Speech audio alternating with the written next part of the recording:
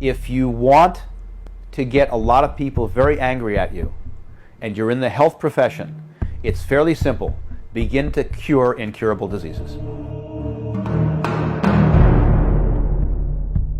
It would ruin the economy.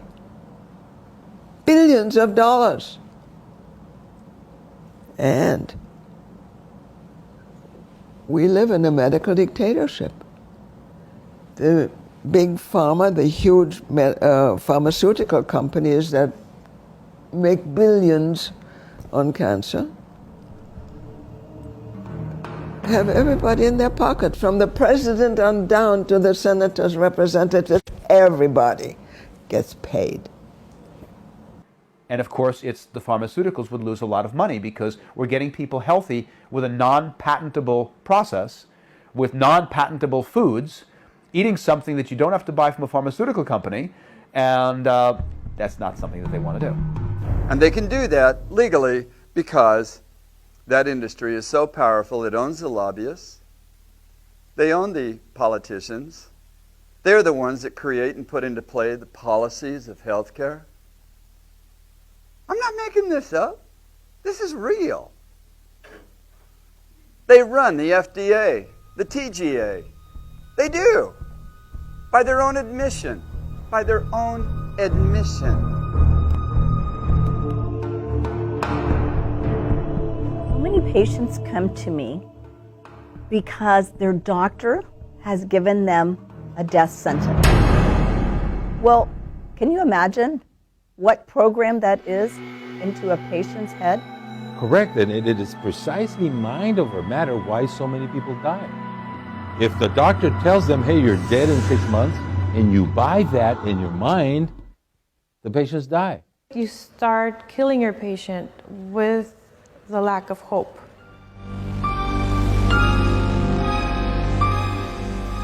Out of the thousands of people I've spoke to, many have said that they've been rushed into treatment immediately, sometimes having surgery as soon as the very next day. And there has been little discussion, if any at all, about what their choices are and how to actually heal their body from cancer. They are being told that they gotta start the chemotherapy immediately, like yesterday, not even today or tomorrow, or they're gonna die soon. Yeah, that's closing the sale. These doctors are like storm windows and storm door salesmen, citing, you know what I mean? Oh, you got to do this right away, man. This will save your life. This is a widow maker, you know, that type of thing. They lie. There was a study in Göttingen in Germany some years ago where they had women over 80 years of age with breast cancer. 50% of these were operated, had radiation. The other 50% were sent home without any kind of treatment. And who lived the longest? Those who had no treatment at all lived averagely 11 months longer than those who were treated. I can't tell you how many of my clients come to me and have had mastectomies. That's the removal of the breasts, or double mastectomies. When there is no research that there is any life extension removing the breast, and these women are scarred for life. That's how medieval conventional medicine is.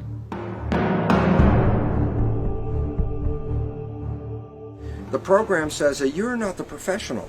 You don't know about your health. You don't have anything to do with it. It's the professional's opinion that controls your health. Well, then think about it this way.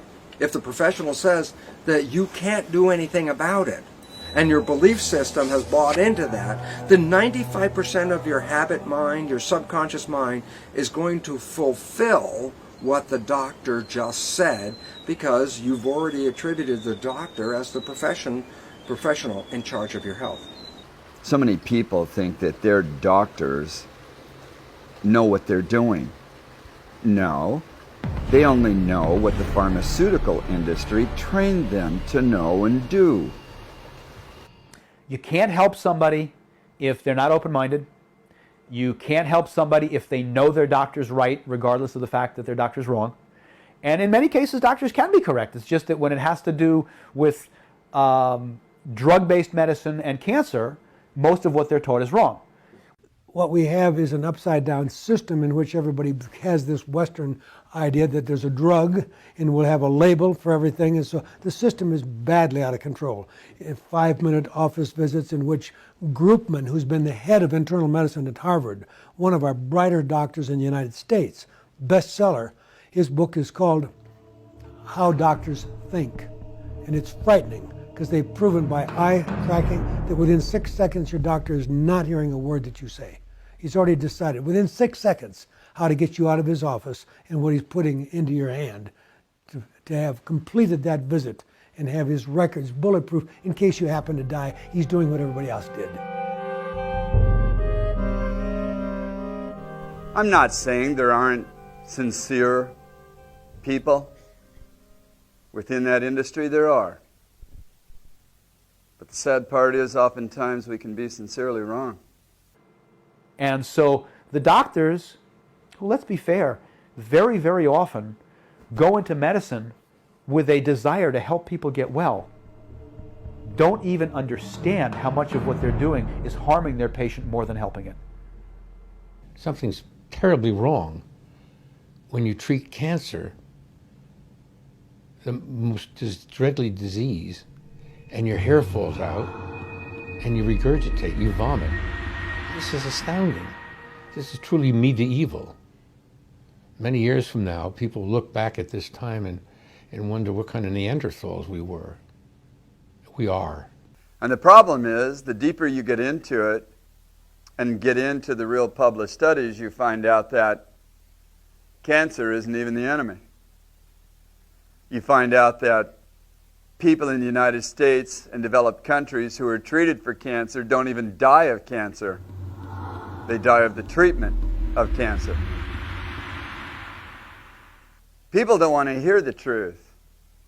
Nevertheless, it's the truth. We commit doctors to follow a procedure and a practice based on an academic awareness that is now dated. And we put the doctor in a very rough place because the doctor can many times have an insight. Yes, your mind and your lifestyle are very important, but I am bound by my standard practice to follow whatever the standard procedure is. And that is where we have a rate-limiting step, where health profession is behind leading-edge science, because it takes 15 or 20 years for leading-edge science to penetrate and change the academics of medicine.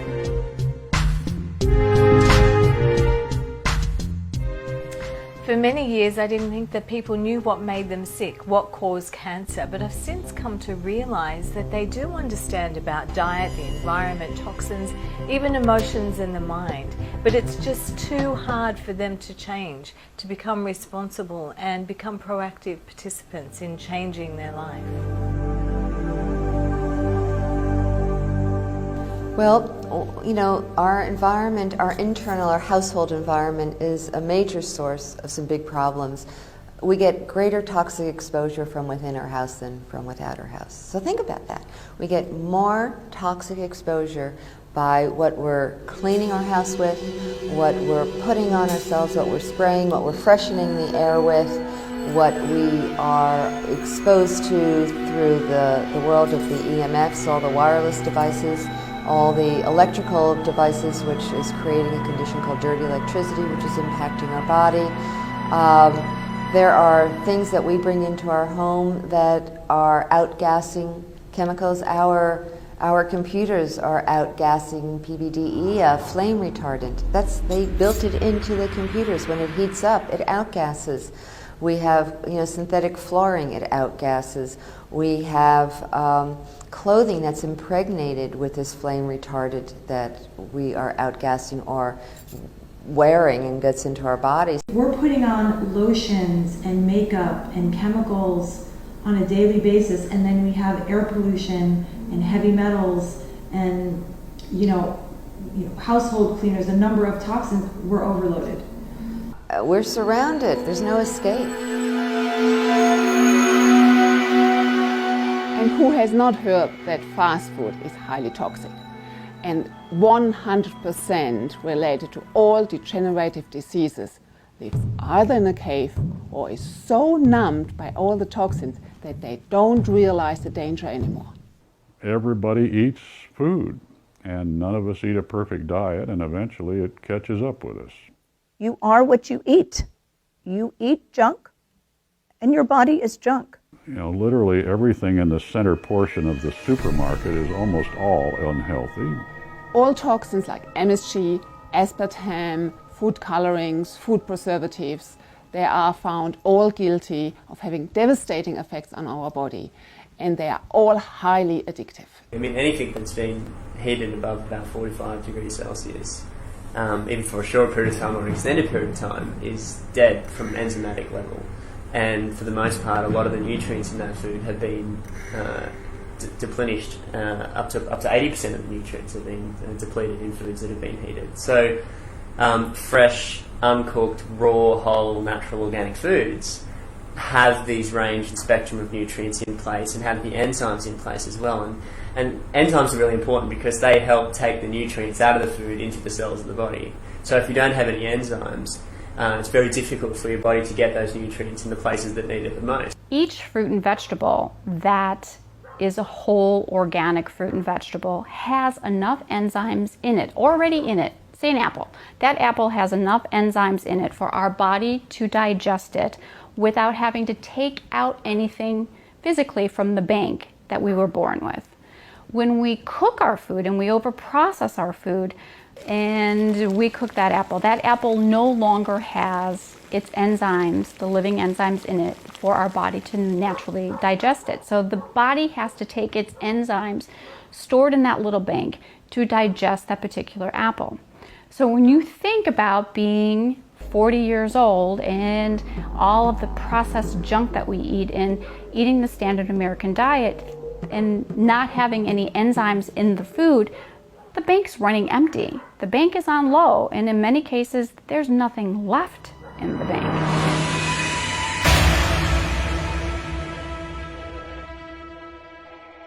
Now, plastics are the #1 pollutant in man today. Bisphenol A is one of the major causes of prostate and breast cancer. You just touch plastic and bisphenol A exudes. Many of the chemicals found in the environment, the chemicals found in all plastic bottles, the plastic lining of tin cans, dental sealants, this is called bisphenol A.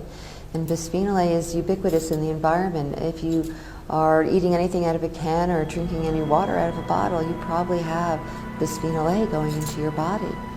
And bisphenol A is a very potent hormone disruptor. It's an endocrine disruptor. It acts as estrogen. It is proven that plastics cause cancer, cause heart disease, and cause diabetes, and most likely obesity. They're gumming up all the cells of the membrane of every cell in our body. They're gumming them up. They're replacing that nice membrane of every cell of the trillions of cells in our body that have over 50,000 receptor sites on there, and it's causing tremendous medical problems.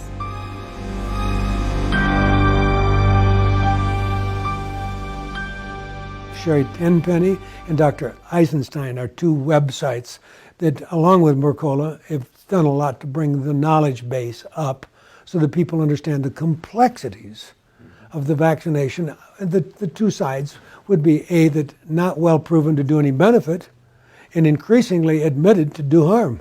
So, I mean, since I'm not allowed to kill people, I don't know why vaccine people should be, but they have a special law in this country that says they can kill and the government will pay for all the dead bodies. This is fact. They have no liability at all. So they have no incentive to try to upgrade. Their incentive is to try to get money. So they're going to keep selling the same crap. It's conceivable that vaccines could one day actually work without having to kill people. But it would take somebody having a real need, which would be they didn't want to pay for the dead bodies. Vaccines all have a variety of chemicals and preservatives in there. The most notorious one happens to be mercury, which is called thimerosal, which is used as a preservative. And mercury is a neurotoxin that has devastating consequences to our health and absolutely is a heavy metal that drives cancers, and certainly hormone-dependent cancers.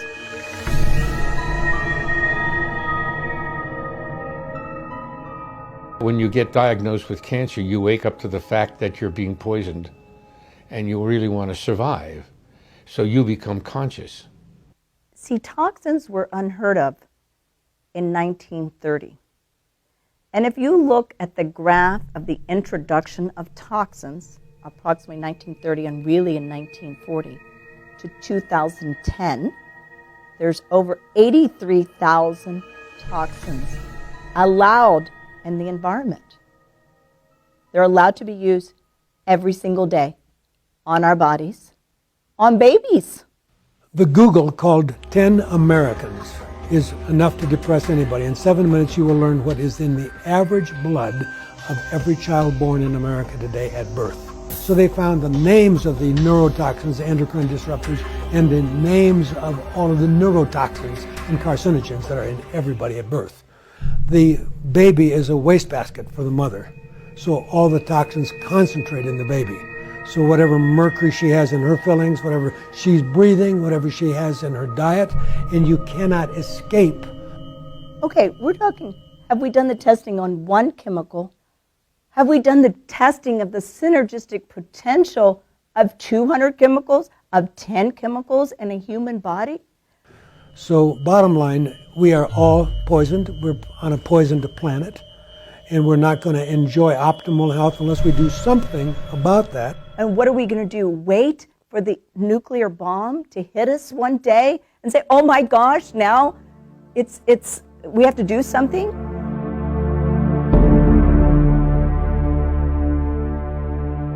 With the many people that I've spoken to, there's rarely one that hasn't suffered some kind of emotional trauma previously, whether that's fear, loss, depression, anxiety, but it's something that orthodox medicine rarely considers. And yet we know that these conditions, this emotional response, suppresses the immune system. We know that denied hopelessness precedes cancer. There's some kind of an emotional event or a period of stress, emotional stress that went on for weeks or months sometimes, or it could be an event like the loss of a child or a difficult divorce, taking care of an elderly relative with Alzheimer's, things that stress people beyond their normal stress, daily stress. This produces cortisol, which you may be familiar with. It's a hormone produced by our endocrine system to cope with stress. It's a very acid substance, and when you get cortisol in your body, you make it more friendly to cancer cells because they like an acid environment. And of course, it challenges your immune system to where it's weaker than it should be, and the cancer will get out of control where it may not have otherwise. Yes, and this has been even shown in experiments. The bullying, for example, that if you do that constant with people, you can see that the levels of the cortisol, the own production of the cortisol in the body rises, and we know that cortisol suppresses the immune system. It's okay to feel all the feelings. It's very healthy to feel everything, you know, anger, frustration, sadness, everything. But when it becomes chronic, when it becomes the only thing they feel, then there's something wrong. There's no flexibility in that system, and we need to create that flexibility.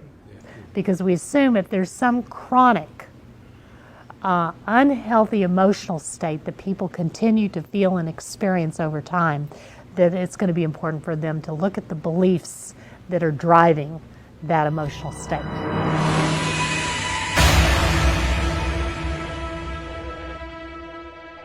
There's a number of patients that don't want to make it, and they use cancer as their checkout point.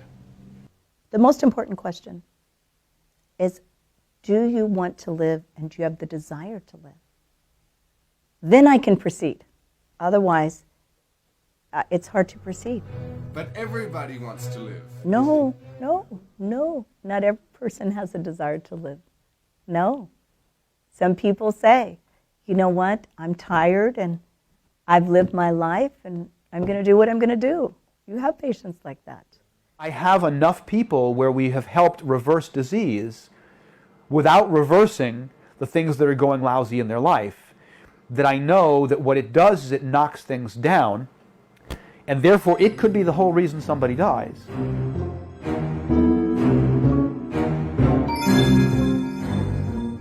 We are constantly getting rid of micro diseases and cancer every single day.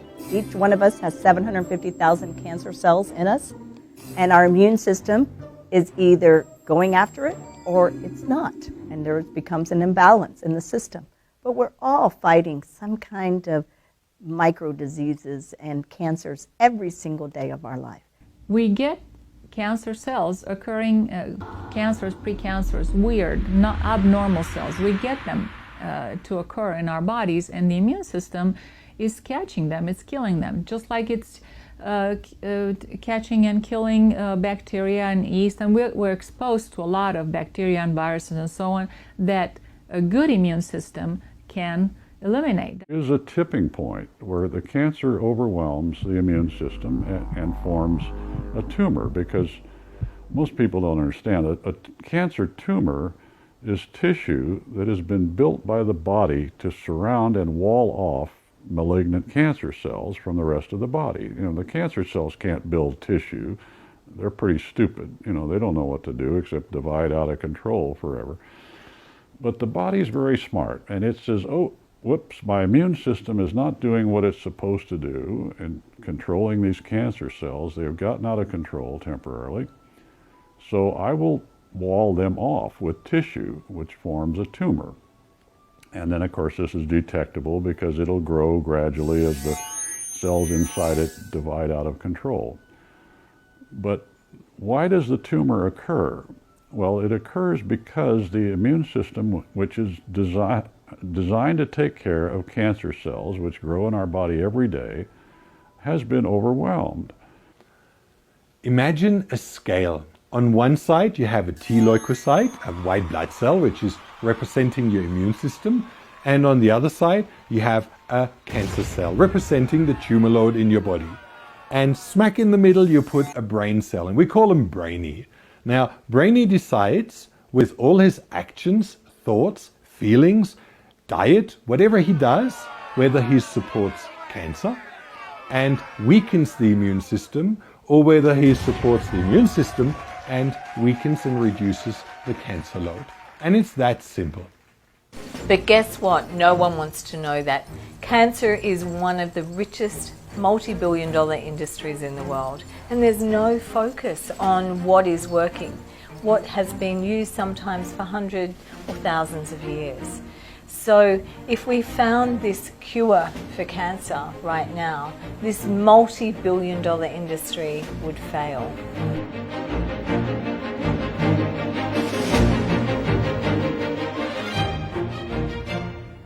You ask an oncologist what causes cancer, they say, well, the sun and cigarette smoking, and then we don't know. But we in integrative and alternative medicine know, because we're reversing it by getting rid of what causes it. Pull out the poisons, feed the body, and God will heal. It's amazing how much metastasized cancer, where the cancer doctors have given up completely, has healed itself with the proper changes in diet and supplements. And of course, dealing with the cause of the cancer, which is essential. You rarely can ever reverse cancer without dealing with the cause. And this is why it's so important for people to understand why this happened to them, because in my opinion, it seems very logical that if you understand what caused something, you reverse that, and obviously the situation should get better. We will have to peel the onion and uncover what the source of your issue is.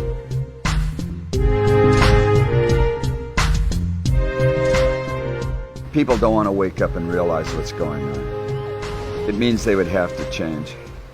It means that they would have to learn to respond, to develop the ability to respond, which is personal responsibility. And we don't want to face that.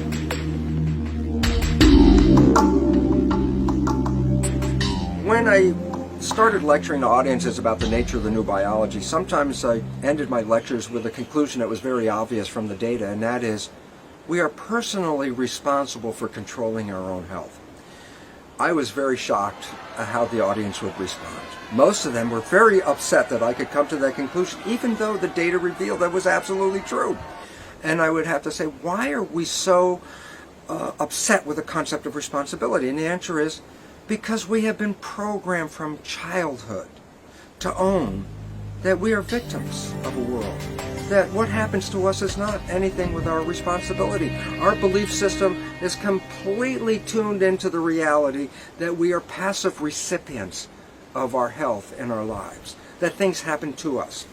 And when you believe this as a truth, of course it's very upsetting then to hear a completely different picture that, no, it is our responsibility. And yet the issue is, how are we going to get out of this? And the answer is, get over it. We have to get over the misprogramming that genes control our lives, that forces outside of us control our lives, because the new science reveals this is absolutely untrue. What if you don't even get cancer? What if you cause it? You're not walking through the airport one day and somebody coughed on you and you came down with cancer. If you've been diagnosed with a chronic illness, it didn't come out of the blue. It didn't just strike you, an innocent victim, all of a sudden. You have been brewing conditions inside your body and psyche for probably decades. After you have the lump bump stage, you've had that thing for 7 years. And that's by the time it's big enough for me as a radiologist to say, yeah, that's lung cancer, let's work it up. It's been growing there all that time. And during that time, all I needed to do was lower your stress, maybe settle the war with your wife, or get a different job, or change. I mean, across the board, the body-mind, it works on all levels. If we're ignorant because our teachers never gave us this information, then we have been operating all our lives from ignorance. And therefore, I can't be responsible if nobody gave me the story of how it worked. But once we know the story of how it works, then responsibility must set in. Because once you know, now you are responsible. When I took responsibility for my stuff, that gave me power. You know? Because then I can do something about it. If it's coming at me from the outside all the time, and I'm totally not in control, that's overwhelming. I have no power in it. I am powerless.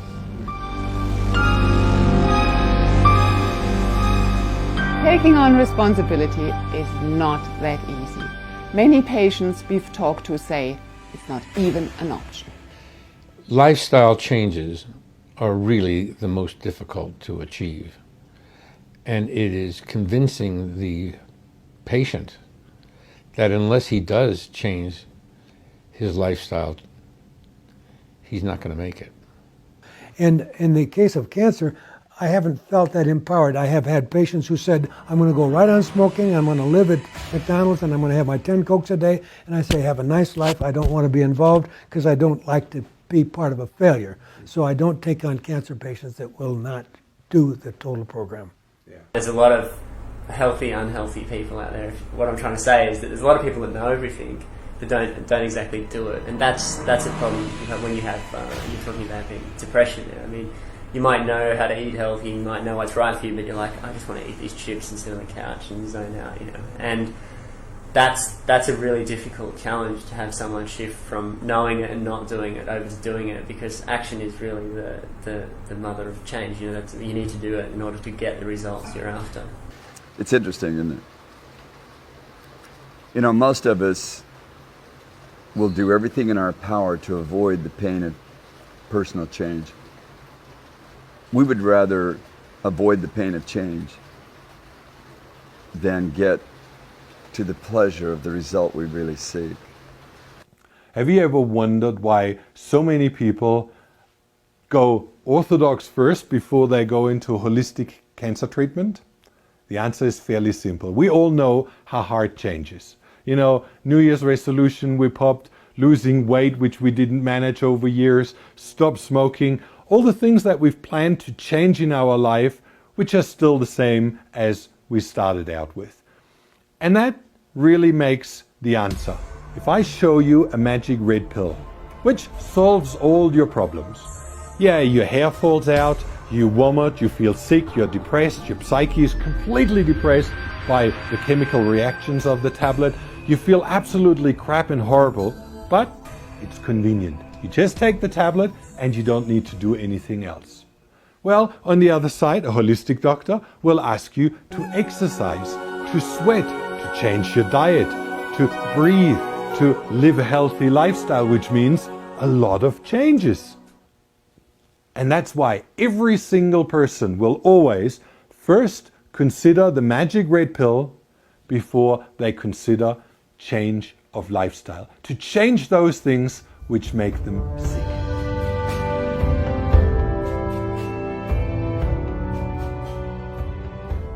If you believe that this is going to kill you, it will. And so for us, our mission is to convert through information, through hope, and through love, our patients from victims into victors of cancer. And being a victor of cancer is a decision, not a happening. What would be the word? Yeah, it's a decision. You can decide today, if you have cancer, you can decide today that you are a victor. That no matter what happens to you, you're going to be victorious over cancer. The power is within the human being. The power is within everyone to do this. In fact, years ago I came up with cancer is curable now. What are we waiting for? We're always waiting for something else, but it's going to be curable when? Well, it's going to be curable when we understand that it's curable right now. Inside ourselves, and the decision to get well is a personal decision that can be strengthened and grown and developed with confidence, and that by so doing, it's like deciding to get married. You make plans, you get your dress, you get the caterer, there are things that really start to line up. And it's the same thing with making a decision to get well. Things start to line up.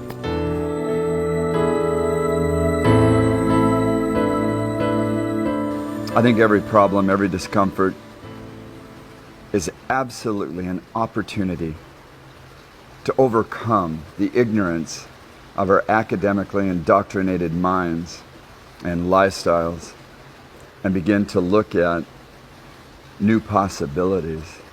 A disease such as cancer is not a punishment. A disease such as cancer is a reflection of a belief system. Until you get the cancer, you don't know what that belief system is.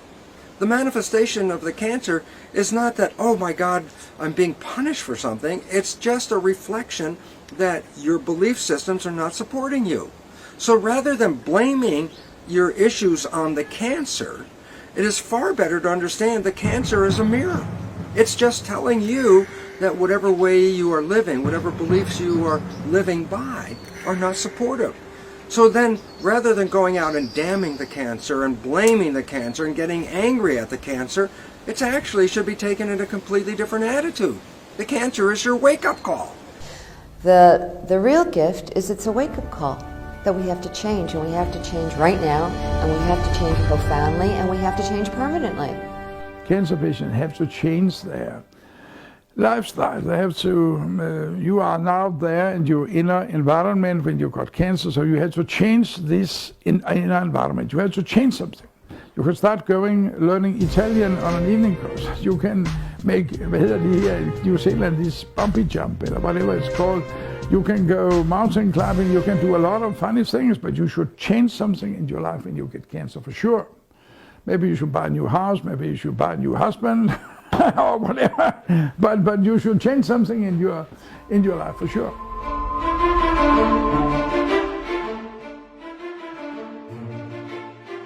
The easiest way to change something in your life is to find a support team. A team which gives you confidence, certainty, and enough knowledge to stand up against this greedy system which does not want you to think. Can you imagine anywhere else in your life where you just employ the first person that you were sent to? If you were to employ an architect to help design your house, you'd interview them, you'd find someone who fitted with the style, the budget, and that would meet your needs. And your doctor or the practitioners that you choose to work with is just the same. If the doctor is not your partner and is not open-minded to everything that could possibly help that patient, then that's not the person you want to be with. If he goes, oh, no, you can't take vitamins. Oh, no, diet doesn't matter. Well, we know in 2010 that diet and nutrition matters because every magazine on the planet, there's been book after book after book, research, validation, beyond, okay? Just on fish oils, there's over 30,000 published research articles. And you tell me that nutrition doesn't matter? Okay, so if someone tells you that, if a doctor tells you that, that is something is not right there. Every day you read science news, there's breakthroughs every day. So whatever your doctor is telling you is his opinion, and the second opinion is useful, but the third opinion is probably more useful because by that time you're getting used to the music and you can hear it better. Now, if you're looking for a clinic or a hospital or the clinical setting where you want to get your cancer treated, they need to be addressing you in a complete fashion. I tell people, cancer is not a disease of a body part. It's a disease of the body. Your terrain is in disequilibrium. The body is out of balance. So they must address your human condition mentally, emotionally, psychologically, and spiritually, every facet, because that is what is required. And the single best thing I can do to empower the public is very simple. I have never seen a patient in 20 years without turning on a tape recorder, digital, and then I get their email address, or if they don't have one, I will turn it out to them, and they know everything I have said to them in our consultation, whether it's phone or elsewhere. And that, of course, 99% of American doctors may be afraid, but we have to break the barrier. Patients have to start saying, I am shopping for a second opinion. I need to be able to hear what you said. My wife has to hear it, and my girlfriend or my mistress in Mexico wants to hear it too, so I got to be able to email it to her.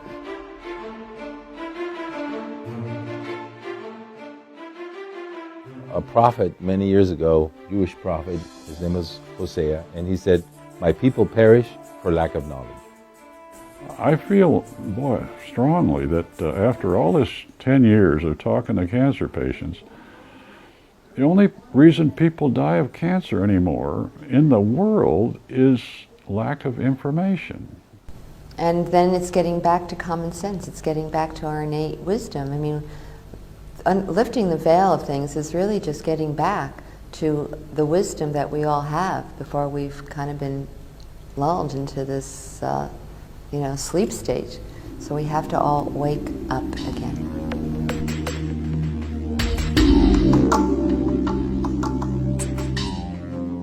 But what we want some patients to do is we want to pick up on what Ralph Moss has been trying to spread the word about, which is what I send my doctors to keep them doing an informed consent so that patients know they didn't give up anything when they walked away from that fully insurance reimbursed quackery called chemo that would have taken them out of the opportunity of thinking for themselves during that year that they continue to die. Or that nonsense that the doctor cut out all the tumor so they can wait for 10 years till it explodes in their face throughout their whole body. At any time during that 10 years, all they had to do is do the simple blood test at American Metabolic Testing Laboratories of ultrasensitive HCG and phosphohexoisomerase. It would have been elevated. And they could say, I don't think I got it all. I better see what the other things I do so I keep my cancer at bay so I die of something like being shot by a jealous husband or something intelligent.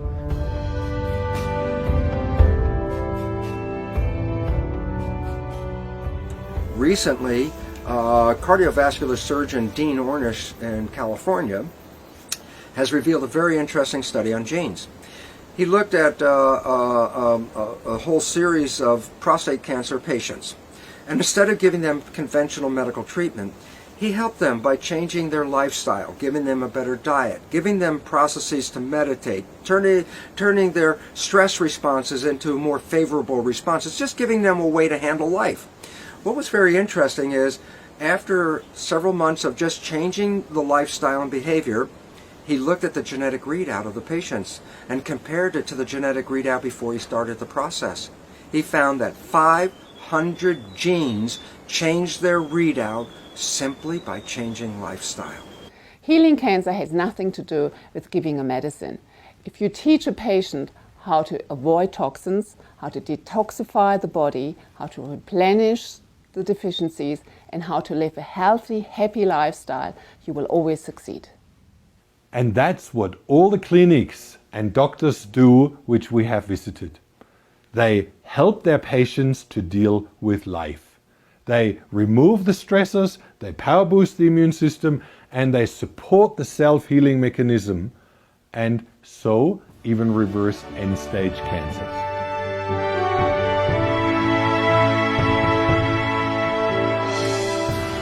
I've studied medicine now for 34 years, and we have treatments for cancer that are astounding. Even end-stage cancers are reversible using the system of alternative and integrative medicine, using the best of both worlds. Yes, you can heal so-called chronic degenerative diseases, so-called incurable diseases. These are supposed to be incurable. Yes, you can heal so-called genetic diseases. It's not a big problem. We've done it. We've got lots of those patients recovered. We have a number of patients whom we cured, who are now surviving not only over 5 years cancer-free, but over 10 or even over 20 or 25 years cancer-free from advanced cancer, metastatic cancer. Cancer, the most severely advanced degenerative change of the body, the most serious damage to all the body systems and defenses. If that's reversible, then all the other chronic diseases are reversible. And it's true. That's what we're seeing. We are, for many cancer patients, in that situation today where they really can live for many years. Most of our patients have spreading to the liver. You mean you can heal it when it's in the liver? Absolutely. Once the body heals, it heals.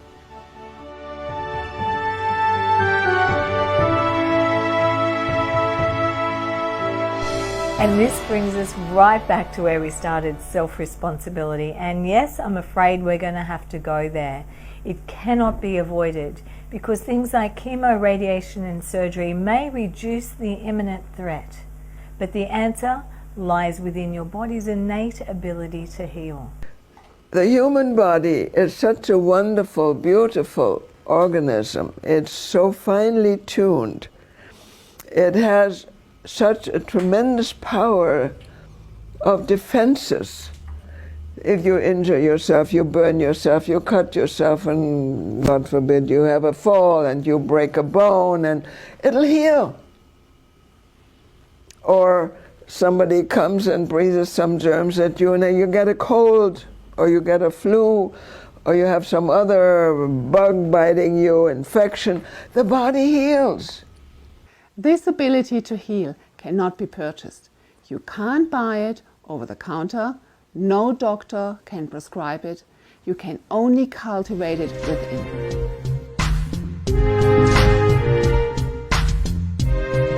And don't say you can't afford physical treatments. Many of them are actually free of charge, and others cost a fraction of one single chemotherapy.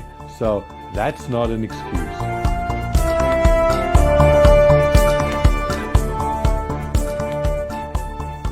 The first treatment everybody with cancer has to implement into their daily life is exercise. It's free of charge and absolutely critical for your recovery. Exercise, exercise, exercise. It's just like chemo, it's killing cancer cells, it's stimulating the immune system. Exercise reduces cancer 50%, okay? It's absolutely, it's not optional. It's not optional. It's mandatory. We know that exercise is chemotherapy without side effects.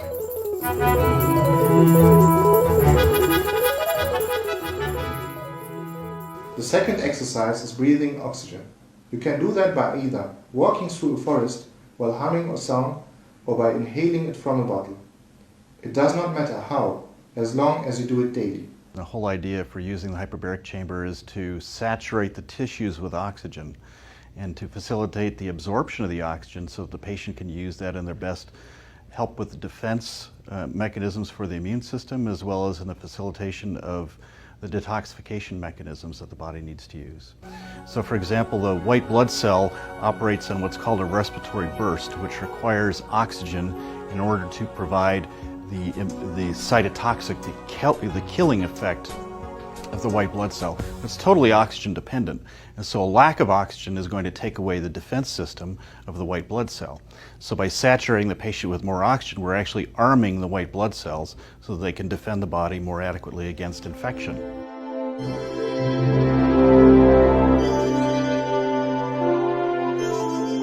The third exercise in our free of charge cancer cure is sunlight. Light is intelligence and is required in our body not only to produce vitamin D3, but also to recharge you with life force and life energy. Sunshine. Sunshine passing in to the eyes helps the brain develop the neurochemistry of a solid fabric of emotions. Sunshine and the photons of that light energy overcomes depression. All kinds of mental problems can be remissed by getting into the sunshine. A big part of any cancer treatment today is to supplement with high doses of vitamin D3. It's definitely important to fill up our empty tanks, but it's certainly no substitute for natural sunlight, because sunlight heals. Vitamin D is a huge thing that helps with cancer risk and multiple sclerosis and so many things. So in the last couple of years, we started supplementing with vitamin D. But all of a sudden studies say, wait a minute, but if we take so much vitamin D, we see increased arterial calcification. We see increased arterial stiffness. The lifespan is shorter if your levels of vitamin D are high. How is this so good for you if on the upper levels we see all the side effects? Now all of a sudden we're realizing, well, we need adequate vitamin K, because as we take a lot of vitamin D in, the calcium that's brought in, it's not directed properly to the bone and where it's supposed to go, and it goes into the arterial wall. Vitamin K, it was known to be just important for clotting. Now we know it's very important to reduce cancer risk, cancer progression. It helps the cancer cells die. Where is this vitamin K found? Really, lots and lots of vegetables.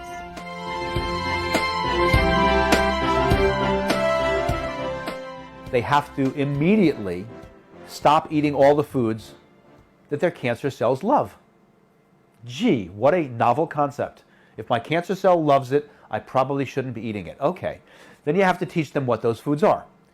Cancer cells, and this is not an opinion now, this is documented medical fact. Cancer cells are sugar metabolic cells. Cancer cells love sugar. And for any physician that doesn't know that cancer cells love sugar, that physician needs to immediately lose his or her license. And the reason is because they know that the way we find metastases around the body is with a positron emission tomograph, a PET scan. What is a PET scan? You radio label sugar, so we now have radioactive glucose. We inject it into the person's body. The cancer cells go, oh, my favorite food, thank you. They gobble it up. And now the tumors are all radioactive, and they glow on the tomograph, on the PET scan. So it's used in their diagnostic tool, and so for them not to know this is the most ignorant thing that you can possibly have. So don't worry about your food. Yeah, each you're dying anyway. We don't know how many months you have left to live. So eat your cookies, eat your candy, have your milkshakes. Don't worry about that. And they just did a PET scan, and they know that they're telling the person to feed the cancer cells and make them as happy as they can be, which is really, really stupid. We all know sugar is not good for cancer, but unfortunately a lot of good oncologists don't practice that, and the patients have no knowledge of importance of diet. And we all know that sugar is directly affecting the cancer growth, and indirectly through insulin resistance and getting more insulin in their body is encouraging the cancer growth. But usually the oncologists don't want to address that. And what do oncologists have in their waiting room and their chemotherapy infusion room? Cookies and Tootsie Rolls. When my patient just told me, you cannot have sugar because sugar feeds cancer. We know that a cancer cell has 96 receptor sites and a normal cell has 4. I have been to hospitals, this real major hospitals that they treat cancer patients, and amazingly when you look at their food menu, you see 5 pages of desserts, and some of them even include wine in their menus. Alcohol is a no-no. Alcohol feeds sugar. Sugar feeds cancer. That's how cancer eats. To me, that means that we are pushing them to die faster, quicker, and we are promoting their death. In other words, we are promoting their illnesses. Cut out all the sweets. They have to stop drinking all of the orange juice and apple juice and grape juice that they think is so much better than the soda, but it isn't because they have just as many teaspoons of sugar as the soda did. I really cut most of the fruit out, actually. I allow only the very high nutrient, very low sugar fruit. So they can have blueberries, and they can have raspberries, and they can have blackberries, and that's pretty much it. If they want an apple, they can have a half of an apple with their meal. So the meal slows down how quickly it converts.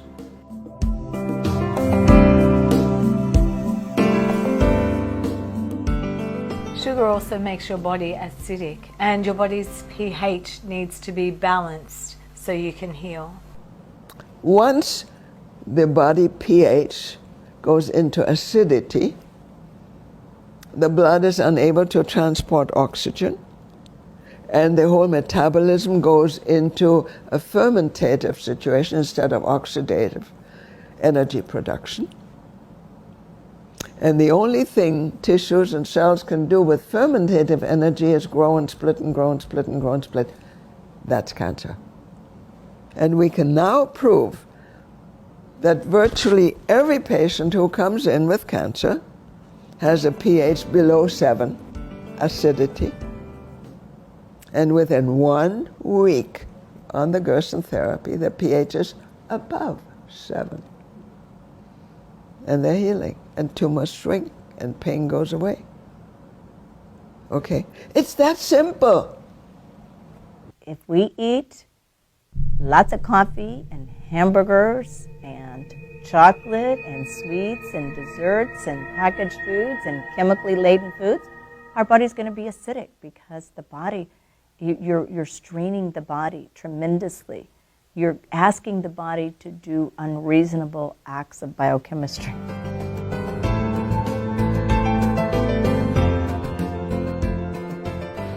What if 99% of all disease is nothing more than an opportunity to discover house cleaning? You're going to thrive because you're eating, hopefully, about an 80% raw, 20% cooked diet, if you can. I mean, this is ideal. Very, very difficult for a lot of people because you have to change your habits pretty radically, but that type of diet will heal your body, literally. It will heal it because the raw vegetables have the ability to cleanse every organ in your body, to detox it, basically.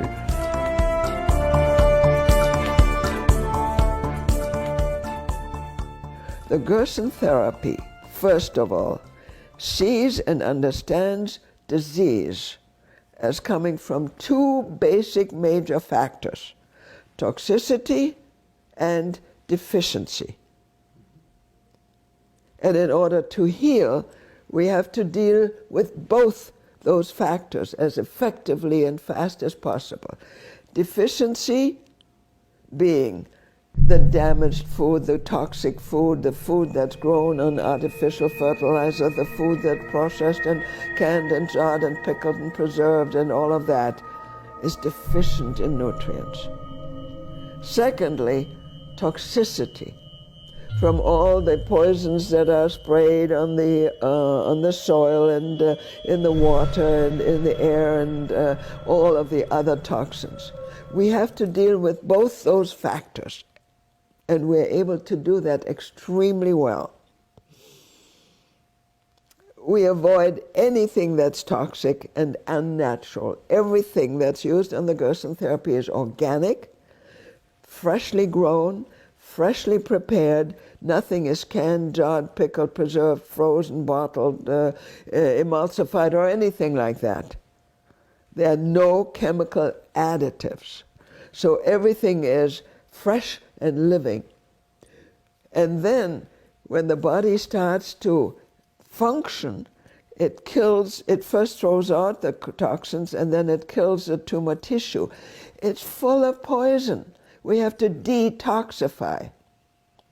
And that's done partly with the juices and partly with the coffee enemas. Now, part of restoring and rebuilding the body, we cannot do fast enough with the organic food. We give, in addition to the organic food, enzymes and nutrients like the liver extract. The liver has to be restored and rehabilitated. Cancer grows quickly, so we got to get ahead of it. And in order to do that, we try to get as many things together. That's the crude liver extract, the pancreatic enzymes, the coenzyme Q10, and so on. So we do, in addition, use nutrients to help to nourish those seriously damaged organ systems, further damaged by the doctors with chemotherapy.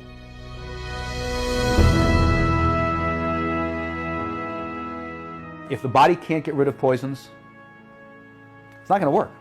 It isn't going to work. Now, with some of the programs, such as Charlotte Gerson's program, the things they're doing are so able to help detox that you don't necessarily have to bring in other detox products. Her diet is doing it all by itself. It's just that people have to be stricter than most people are willing to be. And I applaud those people that will go through Gerson, because it's not a diet, it's a lifestyle. You are now living Gerson.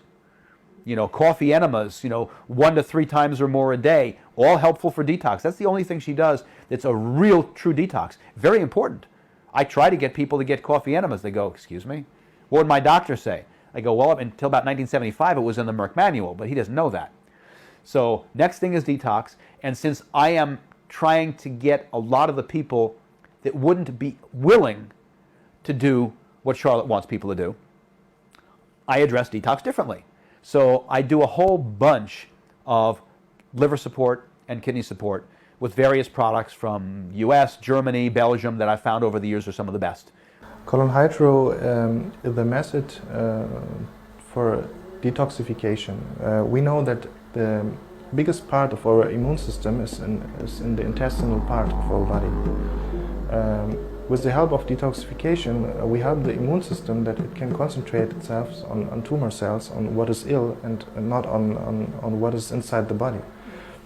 Then foot baths, to take the poisons out over the skin by galvanic baths. Then infusions with chelating substances, and of course with substances which have a high antioxidant activity, like vitamin C, like selenium, like procaine, and for instance get rid of the acidity in the system by infusing bicarbonate. It could be done through lymphatic drainage, through hydrating the patients well, especially if you use alkaline water, or through some hyperthermia and detox system that makes the patients perspire and they get rid of lots of toxic material in their body. Open the pores, relax, not worry about hair gels, nothing that is chemical. That is part of the regime for our patients.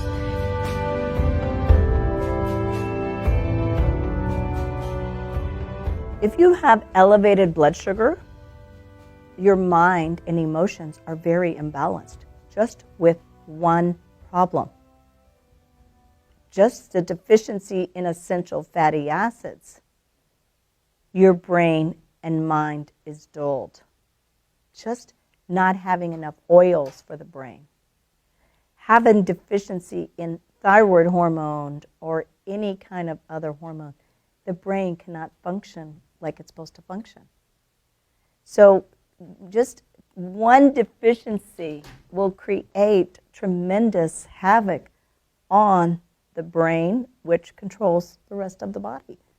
If somebody thinks vitamins don't work, it's because they don't have the knowledge. Bruce Ames has got all the specific papers out to prove that the level of nutrients in some people you might never function optimally without 100 times more niacin. So there are these unique things that nutrients can do. So if anybody says that nutrients are a waste of time, they're missing it. And having a vitamin in a pill is almost like having a magic meal, like the Jetsons, add water, But I think that these measures have come about because we need to find a way that we can rebalance. Our body is so far out of whack, we need to rebalance it. And then once we're at this point, if we can then return to eating as sustainable and organic, as fresh as possible, then we're able to maintain optimal health quite easily.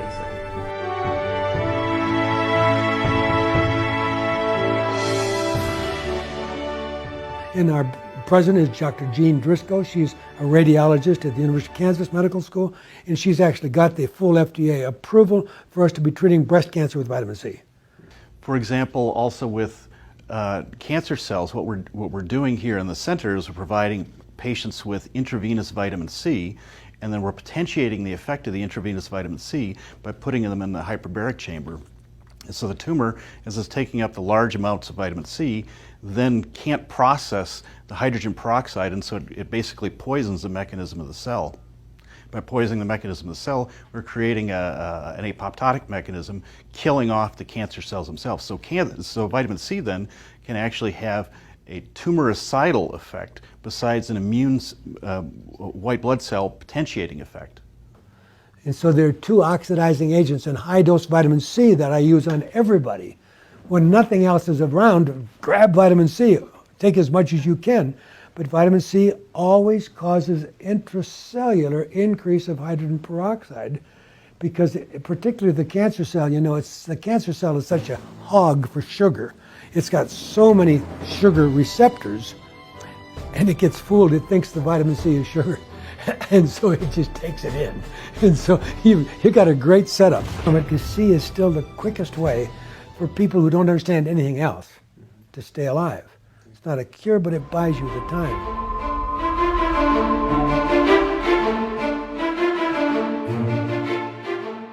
One of the things that makes us sick is undigested protein, because the proteins, and this is Bruce Lipton is a wonderful cellular biologist, and he says the collection of undigested proteins on our cell membranes is what causes us to be sick, basically. And most of that comes from cooked food in some form. Well, the work that, again, William Donald Kelly did on enzymes, and which is now being continued forward with even NIH approval in some cases on pancreatic cancer and getting better results than chemo ever has, is very high dose protein digesting or pancreatic type enzymes that it in whatever way is often able to digest the exterior protection that the cancer cell or tumor, actually not the cell, has put on itself. When it's just a cell, it can get gotten easily. Once it becomes a tumor, it starts protecting itself.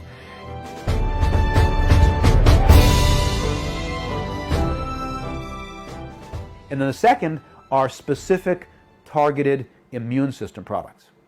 So I have maybe 40 or 50 different products that really would be looked at as immune system products. I've got 7 or 8 different mushrooms, 2 or 3 different herbs, a couple of other different types of combinations, which absolutely increase the body's ability to do what we want it to do, and we bring in the ones that are targeted to that individual. A very important treatment to reduce tumor load and to boost the immune system, which has hardly any side effects, is hypothermia. It's what we call artificial fever, which would be the natural healing reaction of the body if all systems would work well. With whole body hypothermia, we treat mainly patients who have advanced cancer with manifestations in the bones, the lungs, the liver. So that these are cases, you know, where you cannot achieve enough with a local hypothermia. Then you do whole body hypothermia, and this is combined, of course, with low dose chemotherapy and insulin potentiated. And the success rate is very high, you know, especially in, let me say, advanced ovarian cancer, breast cancer, or like him, you know, in prostate cancer, we can do sometimes miracles. And that's how it works. It penetrates through the skin and reaches under the skin. It reaches the small blood vessels, the capillaries, heats up the blood there because the energy is absorbed there. And then by heating up the blood flows back into the body, and so gradually the body core temperature rises. All our patients, before they enter whole body treatment, they are prepared and primed for whole body treatment. They underwent a program, a biological program, detoxification, bring up mineral status. We fill up sufficient depots of zinc and selenium IV. We use high dose vitamin C to improve the entrance, the initial conditions before we start with whole body treatment. And this program is continued, will be continued after whole body treatment.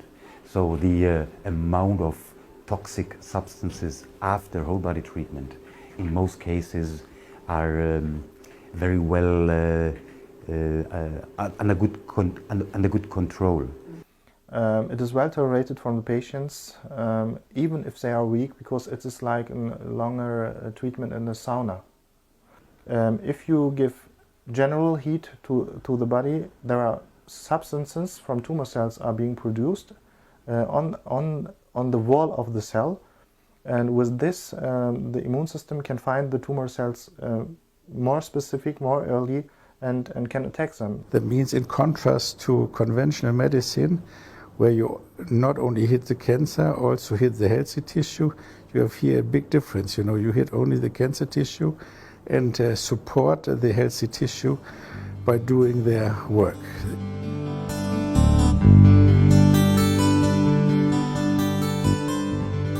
The Department of Local Hypothermia or Local Regional Hypothermia, that means we are heating up organs or areas of the body. As you see, the patient is relaxed, has no pain during the therapy. The therapy is about for 60 minutes. This electrode sends the radio frequency through the body, you know, especially in this case through the liver. And if you have metastasis in the liver, then these waves are caught and converted into heat. So here on this, in this gentleman, we see a brain treatment. The plates are being put parallel to both sides of the brain. So it means the idea, heat up a little, the tumor cell will metabolize much more. It metabolizes much more and no oxygen more, no nutrition more, then fermentative way. It's like you are doing your beer or wine or something. It's a fermentative way of the metabolism. So producing fermentation products, which are acidic products, and the acid will kill the tissue. It's called acidosis. There are many studies showing that the heat creates conditions where the immune system works better. So the local hypothermia does not weaken the immune system, but for example, it helps to develop heat shock proteins on the surface of the tumor cells, making them more visible for the attacks of the immune system, which is a good factor. This is a big difference if you compare to radiation. If you radiate, then you kill cancer tissue, but you kill also surrounding tissue. But the surrounding tissue, the matrix, is very important for the immune response, for the immune attack, for the blood supply, nutritional supply, whatever, you know. And if you kill this off, then you don't have all these positive things.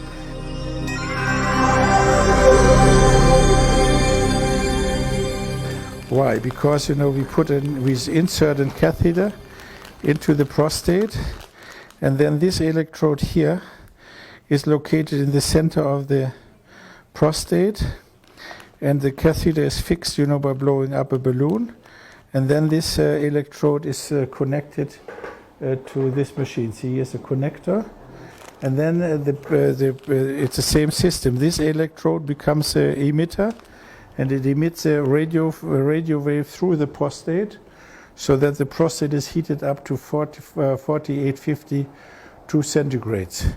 Then the treatment is 3 hours. That means for 3 hours we heat up the prostate, and after these 3 hours, the cancer, wherever it is located, because it's a self-focusing system, I explained this, goes in apoptosis. And then we give this patient for 6 months an hormone modulation to be sure, that there is no stimulating effect from the androgens.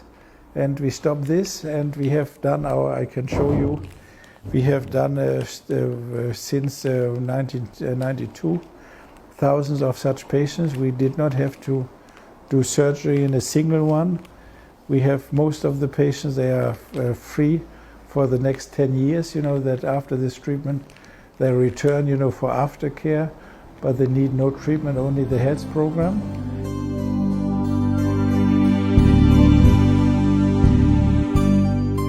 I mean, ozone is an excellent example, because ozone is used all over Germany, and it's very well known. It kills cancer cells, it kills viruses, it kills bacteria.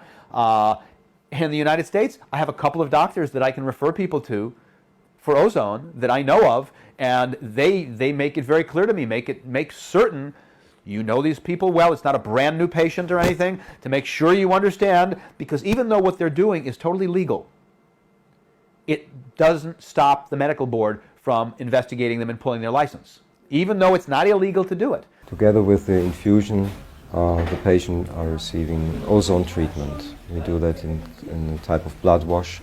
So we take 100 milliliter of blood from the patient and enrich it with ozone, and then we have it. The patient has it back as an auto transfusion.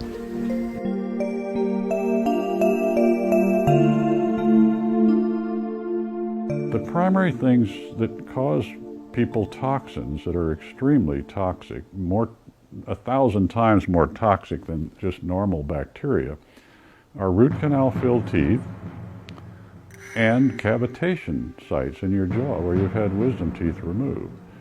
And not just wisdom teeth, but any extraction can cause this. But generally what it is necrosis of the jawbone, where the infection that is there when you have a tooth removed, frequently the infection is of the ligament that surrounds the tooth and holds it into the jaw. So when the jawbone grows back over this hole where the tooth has been, it doesn't completely close. And this is what's called a cavitation, which means simply a hole in your jaw which is infected, and it becomes like gangrene, literally. It's an infection in your bone.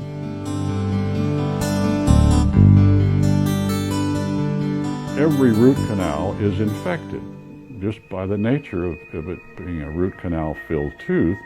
The result of that is simply this becomes a factory for anaerobic bacteria, which are extremely toxic. They are bacteria that can survive without oxygen, without the circulation, and they put out something called thioethers, which can literally get from the dentin, which is where these bacteria live inside the enamel, the portion between the enamel and the center of the tooth is called dentin, and it's full of millions of little tubules where these bacteria can live, and they thrive there, and they put out this gas, and it goes literally through the enamel of the tooth and down through the root of the tooth into the jawbone, and the circulation of the blood through the gum and the jaw, and it gets into your body, and it completely circulates to all organs in your body.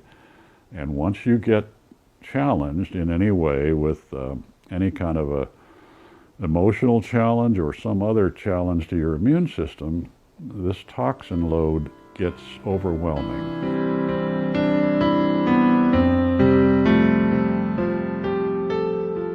our food is also a combination of molecular switches which work on the genes. Of course, some of them are in concentration which are too small to have the right effect. Our brain is switching genes and on and off constantly. When we talk, we are continuously switching on and off genes. So the epigenetic is ruling the show. And if you silence the genes which are causing cancer progression and also some other diseases, then you can eliminate the disease. And then if you activate the genes which are protecting you against the disease, like for instance tumor suppressor genes in case of cancer, then you should prevent cancer coming back. But it's a constant surveillance. For instance, you get rid of one cancer, then perhaps if you are not doing the right thing, 10 years later or 20 years later, you develop another cancer. So this means that you need to continuously watch what are you doing, especially in the world in which we are living now, when we are surrounded by numerous factors which can change the expression of the genes. And of course, you can help protect yourself by healthy lifestyle, exercise, proper diet, good brain activity. But also in the future, I'm hoping that it can be done by simply screening what is our genetic profile at this moment and finding out if we have some abnormal activity of the genes. And if we do, modify our diet, do the test again to find out if this is corrected. Keep it in the harmony, okay? Keep it in a proper balance.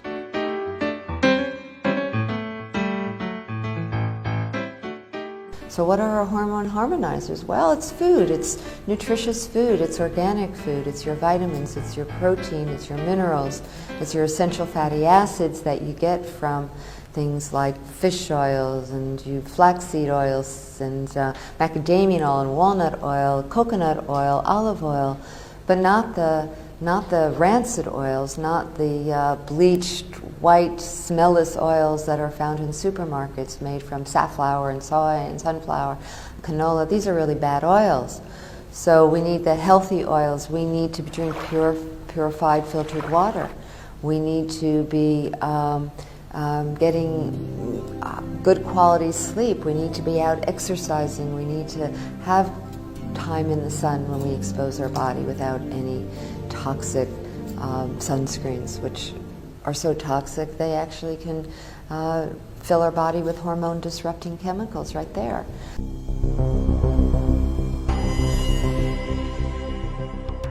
If you compare classical therapies, you see that every time when a substance is not natural, you have side effects from this therapy which are also unnatural. For example, a chemotherapy. The chemotherapy is destroying cells. This is known, but it destroys the tumor cells and the good cells, the cells which we need. Such a therapy you will not find in nature. Natural therapies are very selective. There are extracts from black cumin which are effective against pancreatic cancer cells, also against colon cancer cells, also against melanomas, where you have no side effect. So you can compare these substances with chemotherapies on tumor cells in the lab. You see the same effect, you see the same cytotoxicity, you see that the same amount of cells, of tumor cells, are being killed. But if you give it to a human as a cancer therapy, you will not have the same side effect like the substance you compared before.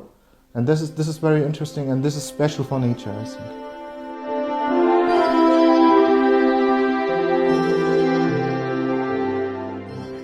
The cancer has insulin receptors, and the cancer has much more insulin receptors than the normal cell.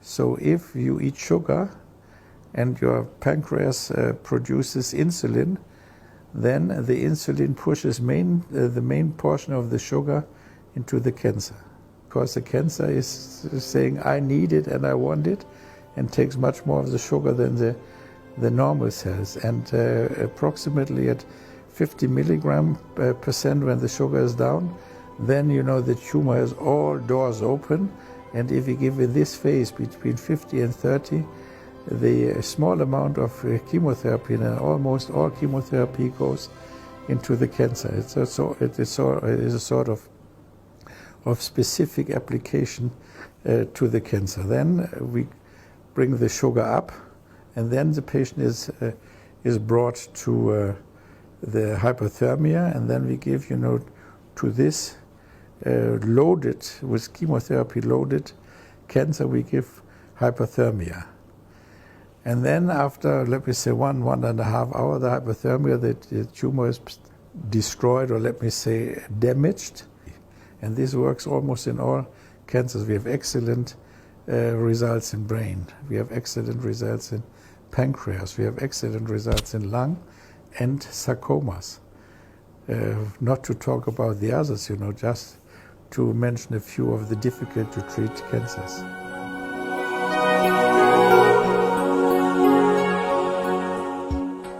Because if a cancer cell has more than 6 cancer cells distance to a blood vessel, it will not get nutrition enough and it will die. So those tumors, they will grow in the periphery and fall together in the middle, so they do not become smaller, they're bigger. So that can go on for 10, 20, 30 years, maybe it will never grow. But one day it happens for many, all those who get a cancer tumor, that these tumors start to produce growth factors, VEGF, FGF, PGF, and these growth factors are going down to the blood vessel here, to the receptor on the blood vessel here, all the receptors just like a keyhole, and they're attaching themselves to these receptors. And then they are causing some specific biochemical events in the wall here of the blood vessel, and one day we see this process. A new vessel is starting to grow in the direction of the cancer, and that's what you see here. Now it has established contact with the cancer tumor. And of course, not only one vessel, but many vessels. So now the tumor gets something to eat all the time. So now the cancer really starts to grow bigger than 1 millimeter. And that process here, what you're seeing here, is called angiogenesis, a production of new blood vessels from the existing blood vessels. This process, we give small doses of chemotherapy every day, like a metronome. That's why it's called metronomic. Low-dose chemotherapy is attacking the blood vessels, inhibiting this process of producing new blood vessels, as we see here. That's why we give cyclophosphamide 50 milligram daily. That's why we give in combination with other angiogenesis inhibitors. We have a lot of angiogenesis inhibitors today, like for instance green tea, just to mention one. You could use at least 500 different angiogenesis inhibitors.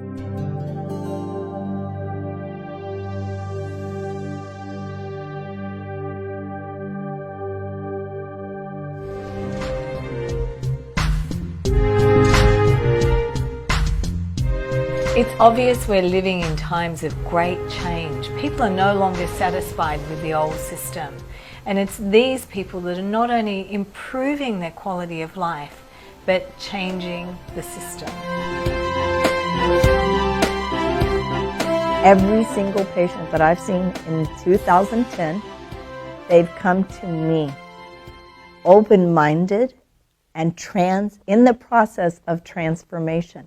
Because as you said, diet is one of the biggest things, because if you grow up on Burger King and McDonald's and macaroni and cheese and French fries, you learn to love that, and it's addicting food. We're all addicted to that food. And so people now have come to me and they go, they're juicing. Okay, nobody juiced 5 years ago. No one with cancer came to me and said, oh yeah, I'm juicing, I'm doing coffee enemas, and I'm doing all this stuff. But normal, average Joe's people, every single patient, without fail, this year, 2010, has said they've changed their diet. And they're doing good things, great things. I mean, juicing is not easy. I mean, once you get it organized and you get your Vitamix or your juice, and your wheatgrass maker, it's not that difficult. But to make that 180-degree turn is for me, and it's miraculous, and makes my job easy. So I know whatever I'm going to say, they just do it.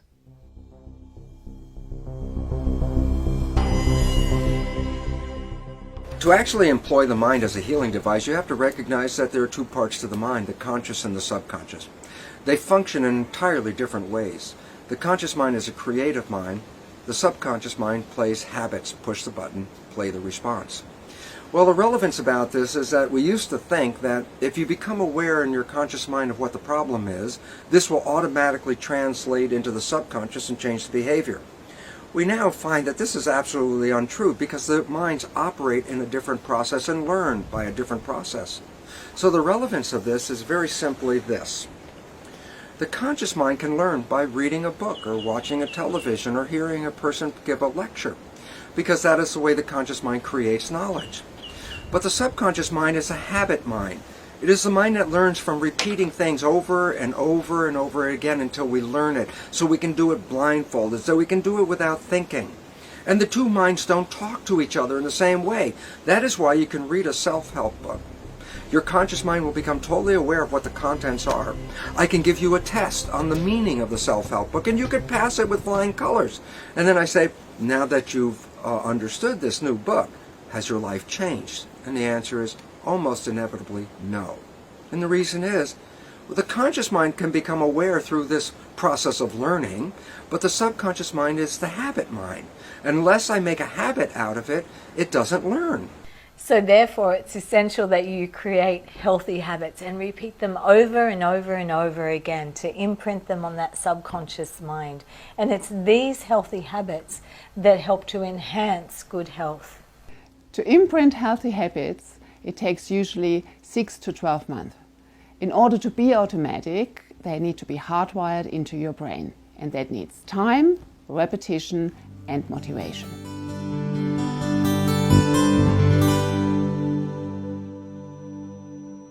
There are actually two forms of motivation. One is the painful one, which is that gremlin with the needle which peeks you in your butt, and you move forward in order to survive. You change lifestyle habits in order to survive. The other one is inspiration, and that's a lot more joyful. So search for a community which does healthy cooking, healthy lifestyle, exercise, and be inspired by them. Join in.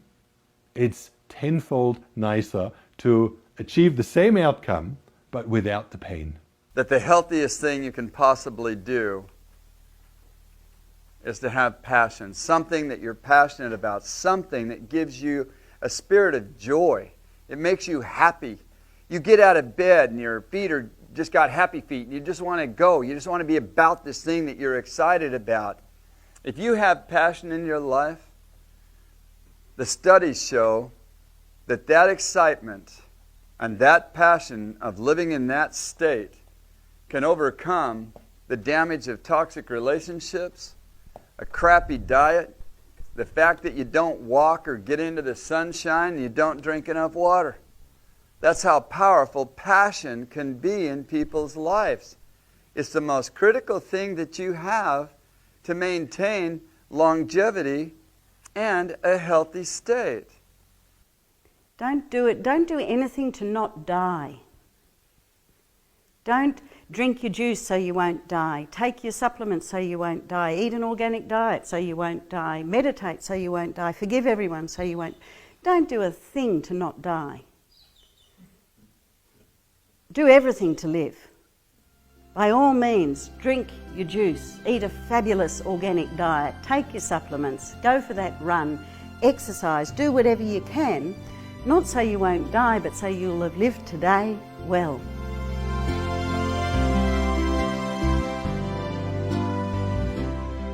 If your mind is filled with chemical, neurotoxins or pharmaceutical drugs which have deadly side effects on your mind, you cannot have joyful or happy thoughts.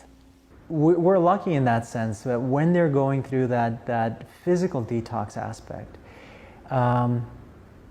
our guests become very vulnerable in a sense. So it's easier for them to connect with emotions that have been stored up, or harder for them to keep them down. So when we start talking about that, there's a lot of beautiful emotional release on their part, things that they, something that might have happened that they never really grieved or cried about here during that period of time where they're detoxing. it comes up and it's so easy and it flows. It, you know, in a way, it really makes our work so much easier because it's not chipping away at their defenses. You know, as they're detoxing, those emotional barriers come down, and it's easier for them to actually show those emotions. And when that, you know, when it subsides, then it's easier to start rebuilding and resignifying, you know, giving a new meaning to all these different things. We see what we recognize as a healing reaction when the body lets go of toxins and so on, and tumors start to shrink and pain starts to go away.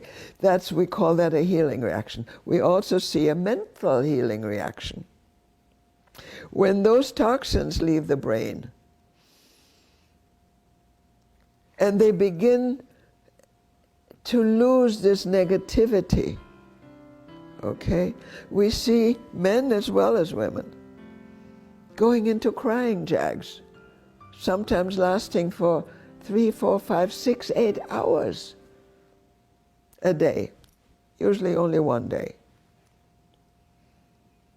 And you can't console them. They don't know why they're crying, but they're letting go. And all the pain, just a cancer diagnosis is not exactly fun. All of that blackness that's in their minds, let's go. So we work very intensively with the mind. Not that we get a psychiatrist coming in, or a counselor, or anything like that. But the therapy clears the brain cells. After all, what do you use for thinking and planning and ideas and looking forward or being depressed? You use your brain cells, right? They're just as poisoned as the rest of you if you have cancer, if and when you get chemo. That's even known as chemo brain. And so this whole thing of food and its connection to the mind is that the body literally is simply an outgrowth and a replication of the brain. This is the command center. Every time you take a food in, the brain identifies and interprets smell, taste, touch, sounds, everything about that. And then what today we would call the nutritional components. Nutrition means process of light. Light, no doubt, just as they taught anciently, is intelligence. Plants take light in, and through today what we would call photosynthesis, synthesize from light the intelligent messages that our brain can identify and heal and repair the entire house.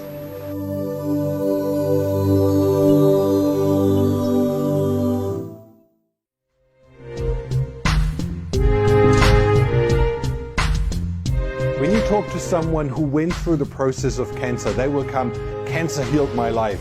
Cancer helped me to repair the relationship with my parents, with my husband, with my children. It helped me to learn about my body, how to nourish my body, how to care for my body. It helped me to meditate. It helped me to relax. There is many things that cancer brings into your life, or any kind of problem brings into your life. And that's the secondary benefits. And to understand that, and to understand how we can see these beneficial results up front, right from when the problem starts, that's what's called emotional intelligence. And as soon as you learn to see that, the problem dissolves into nothing. I think that the secondary benefits are a huge piece of understanding what I would consider the treatment. I mean, that's the treatment plan. It's all drawn out for you. If you start to really understand the conscious and the unconscious, because a lot of the most important secondary gains are the unconscious ones. You know, because I would say that, you know, cancer solves problems that the psyche couldn't figure out how to solve, okay? And if we can appreciate the wisdom in that it's actually a gift. It's actually you are loved so much in this universe that you're given help to figure out solutions for something that you couldn't figure out by yourself, quite frankly. There was one cancer patient during therapy looked at me and he said, I am so grateful for what I have because I learned so much. Normally it's a reflection and looking back and saying, thank you for the experience. It wasn't that pleasant, but thank you. But but I have seen in the midst of it somebody saying, I'm grateful. And if we can just foster that attitude more, I think we would heal faster. You shouldn't be so unhappy to have cancer, because it's very fascinating. And when you interview cancer patients 2 years after they got cancer, I think it's a figure like 80% saying, that was the best thing which have happened in my life, that I got cancer. Now I'm a completely new person. I learned so much through this cancer that actually I'm very happy I have the cancer. Very, very true. I've had patients tell me that cancer is the best thing that ever happened to them. It was when he sort of adopted this new belief system and went on a nutrient program, got off all his medications, lost a lot of weight, got his life back, everything's back in order. And it's about sort of 3 years now since he sort of cured himself from these horrible illnesses, that he looks back on his life and he says, I was designed, this illness came into my life for a reason. It was there to help me learn and to grow and become more. And I think coming from a person who never really believed in natural approaches to healing, to say that sort of proves to me that illness and cancer, whatever illness for that matter, is an opportunity for us to learn and to grow and become more. And yeah. But I do think those of us that can get the problem and even entertain a little bit, that there's purpose with it and it's there to grow and learn and help us, you know what? I think the quality of our life is better and the quality of our health is better as a result, if we can see things that way. And only when we take all of that in consideration and all of that is being assessed and treated, then we can talk about true health or true healing. Yeah, because what we found and what we know in psychology and in spirituality, if the mind is not connected to the spirit, then the shifts or the changes that a person needs to do for the long-term healing won't happen. You know, if their mind is in that same rut, if they're still craving the same unhealthy foods or having the same unhealthy habits, it's not going to happen. You know, it's not like a magic pill. It's the long run. And when the mind changes and it connects with their essence, their true self, that's when we find a person has the best chance to really become healthy, truly healthy. So you're not your body, you have one. It's your job to nourish it, rest it, exercise it, and fluff it up and make it feel good. You're not your mind, you have one. It's your job to quieten it down and keep it in good company. You're not your feelings, you have feelings. And it's your job to become aware of, what is this that I'm feeling, or how am I going to express it in a way that won't wound myself or anyone else? So that from here on in we can anchor our sense of self in our consciousness, in our awareness, in our spirit. And from that place take responsibility, which is our ability to respond to the fact that we are enmeshed in the physical. People can call it spiritual, like a aha moment, but something in whatever that is, and perhaps it's from having the diagnosis itself, that allows them to see their life in such a different way and gives them such a different permission to see things, change things, view things, and relate differently in their world. Shifts their very core being.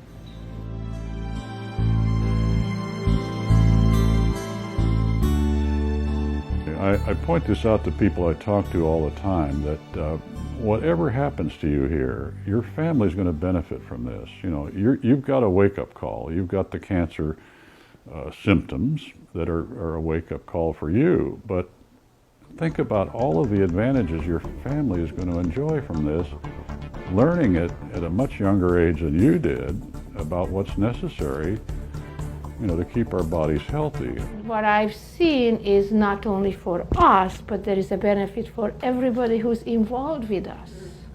How do we relate to each other? You know, what is my learning out of that as a caretaker, as a friend, as somebody who's involved in the treatment? I mean, what an honor, somebody coming here and saying, I trust you enough that in my life, basically, because that's what the perception is that maybe you can guide me. I mean, it's the greatest honor I know, that somebody allows me to touch them, you know?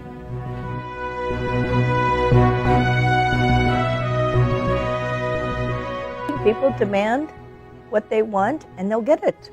I mean, all stores now, every store, Target, Walmart, they're all offering organic foods because people are saying, this is what we want, this is what we have to have. And so all of the Costco's, all the companies now here in the United States are offering healthy foods. Even I saw at Starbucks has raw food now when you check out. And I was like flabbergasted. That just happened in the last month. They have raw food snacks and pure fruit, things for the kids, things that they didn't have literally a month ago. So we have the power of, as individuals, to change the system, supply and demand. The only thing that ever changes in economics is when the demand changes. The benefit of this system is that the people have an ability to vote every day that they make a decision, and I think that is a really powerful. Laurenton and I like to call it voting with your shopping trolley. Yeah. As you go shopping each week, if you choose organic food, if you choose biodynamic food or food that's been grown in a sustainable way, local food, so you're supporting local farmers and local produce, and you're eating in season, so it's in balance with your body, and recognising those aspects of how we as humans interact with our ecology. So as more people demand healthier food, more organic food, more sustainable food, and food with more nutrients and less toxins, more industry revolves around creating high quality food. And so I think that's a really great way, or as a microcosm example, to make the best out of a not so great situation or a not so great system we've created for humanity, which is this capitalistic system.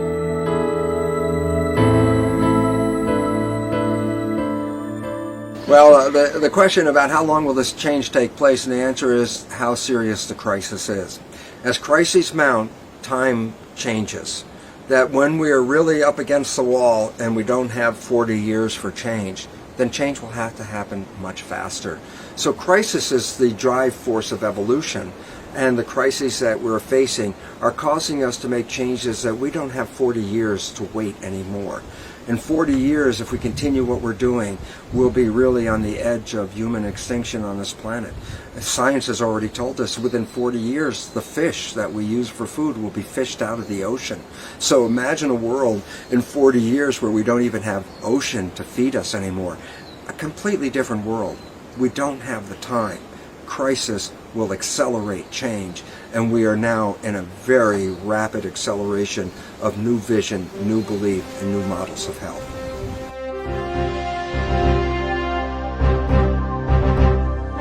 A lot of people don't even like to mention the word cancer because they associate it with death. I'm here to tell you that cancer does not equate death, and that you can reverse cancer, and you can live with cancer for a very long time with excellent quality of life. We have patients that were told that were going to die in 6 months or a year. They're alive after 20 years, and some of them still have cancer. So cancer does not have to be a death sentence, and there are many options for patients out there, if they study sufficiently, for them to live with cancer or even reverse it. Anybody ever tells you your body turned on you, slap them in the face and walk out. Your body will never turn on you. Your body loves you. You have 10,000 trillion cells, and they all have a job to perform, and they love performing it. And if you help along and support your body's innate ability to heal, cancer is curable now.